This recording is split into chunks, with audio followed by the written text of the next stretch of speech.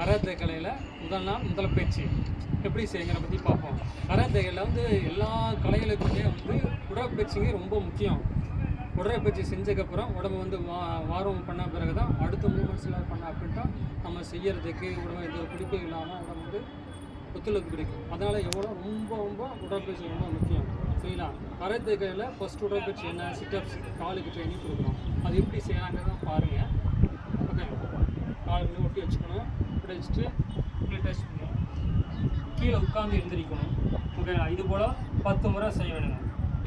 1 2 3 4 5 6 7 8 9 10.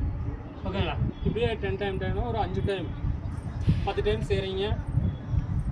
ஒரு 2 நிமிஷம் ரெஸ்ட் எடுங்க. அது 10 டைம் செய்யுங்க.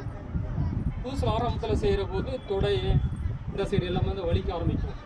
நீங்கள் செய்ய செய்ய அந்த வலி வந்து போயிடும். வலி போனாலும் அந்த இடங்களில் வந்து நல்லா பவர் கிடைச்சிருச்சு அப்படின்னு அர்த்தம். தொடர்ந்து செய்யுங்க. தொடர்ந்து செஞ்ச அப்படின்ட்டா இதோட அந்த ஃபீலிங் வந்து உங்களுக்கு கிடைக்கும். ஓகேங்களா?